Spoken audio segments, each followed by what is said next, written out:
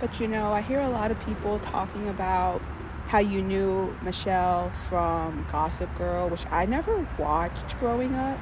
As a teenager, I never really watched Gossip Girl, so I don't really have that frame of reference. And as much as I do know her from Buffy the Vampire Slayer, I also don't have that reference enough. I watched my older sister watch the show when it was on the air back in the day. I remember watching her watch it. But for me, my most formative frame of reference when it comes to Michelle Trachtenberg, just being a 90s kid, just being a millennial, is her time on Nickelodeon. Honestly, I remember her being on Nickelodeon a lot more than anything else. If you know, you know. She started out on The Adventures of Pete and Pete, and her father on the show, she played Nona, and her father was played by legendary rock icon Iggy Pop, and she was incredible on the show. She was hilarious. She was so funny. She was so charismatic. She fit the quirkiness of The Adventures of Pete and Pete, and if you know, you know. This is a very quirky, very eccentric kind of show, and she did so well in this show, and it was so cool to watch her on here. Here she is in a scene with Danny Tamborelli, aka Little Pete, and she's just hilarious in this show. She's great. We love her. She's quirky. It's great. Here she is with Big Pete. But yeah, she was incredible on this show. And then, of course, she was in one of my favorite movies of all time, Harriet the Spy. And for those who don't know, who are maybe a little younger, she actually starred in Harriet the Spy, the very first Nickelodeon produced movie. And she was incredible in it. And it's one of my favorite movies. And she made me want to become a spy. She made me want to carry around a journal. She made me want to carry around one of those notebooks that said private on it. I wanted one of those. I had one of those. I wrote in it a lot. And Golly was such an incredible character. And the scene when Golly leaves and can't be her nanny anymore, and then the subsequent scenes afterwards are so sad. And I used to cry every time I would watch it. I had this movie on a VHS tape. I had taped this off the TV. I think it was HBO maybe. They used to play it on there all the time. And I had this on a VHS tape with Matilda and the Chipmunk Adventures. Talk about millennial. And I think Fly Away Home actually was on there too, another millennial hit, which was depressingly sad. But I love the movie too. But yeah, and I just love Rosie O'Donnell. I really love her. And this was one of the movies that really solidified my love for her as an actor. And I just love Michelle's portrayal of Harriet. Even though Harriet kind of deserved what she got, on the same time, it wasn't fair that she was being bullied. But at the end of the day, you didn't have to write about your friend in your little notebook, girl. That was what was that? But this is such a really good movie, and I love it. I love it so much. And then as I got a little bit older, The Ice Princess would come out, and I absolutely adore this movie. It has a soundtrack full of amazing music. Hayden Panettiere is in it. Ali and AJ have songs on the soundtrack. It's incredible. The science nerd girl who wants to be a figure skater and goes after her dreams and defies her mom, who, if you're a real millennial, you know who her mom is. Her mom played Debbie in the Addams Family Values. Iconic.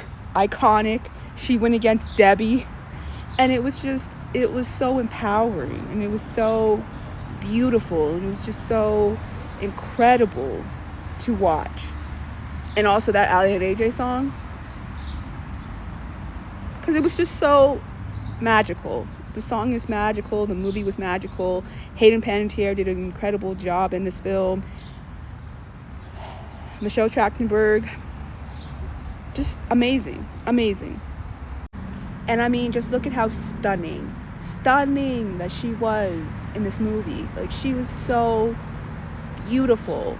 And it's just, this is how I want to remember her forever. And she was an incredible actress. You know, it's sad when people are trying to keep up a front for social media and they're going through some health issues, and you know, the internet always has something to say about people and their weight gain or their weight loss. And we've seen it with people like Chadwick Boseman and others, and they're going through these hard situations, and maybe they're not ready to tell the public, and maybe they don't want to be judged, but they're going through these health issues, and people on the internet accusing them of things, making them seem like, oh, they're on drugs, oh, they had plastic surgery, all of these things, when they're just literally trying to live their life. And it's sad to know that people they can be so cruel, you know? It can be so cruel, and it's awful, you know? And I pray for her, and I pray that she has, you know, she's resting in peace, and she's happy. You know, I really hope that she's happy, because she gave so much to us as millennials, and she was such a great actress, and she just did so much, and every role she played was just so amazing, and I just love her so much. And this really breaks my heart into a million pieces. You know, when this first was posted, I didn't believe it, but then I sort of did, because of how I saw her on social media and how people were reacting to her. And so I was surprised but not surprised. And when it first got posted, I saw somebody post that this was going to be giving like what happened to Brittany Murphy, how young she was, and how it was just out of nowhere, and how it was just devastating.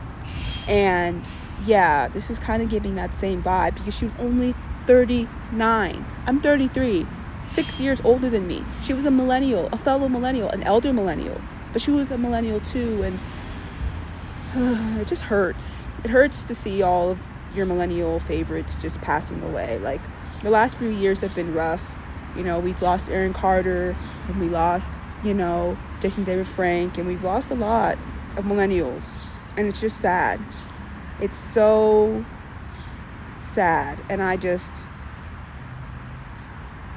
know. It's sad, and it's heartbreaking, and the more millennials that we keep losing, it's sad. Like, it's sad for our generation, because it's just like, you know. And then I think about how we grew up, you know, like, we grew up in this really like cushy time in the 90s, and it was beautiful, and we loved it. And the early 2000s weren't the worst, but they were.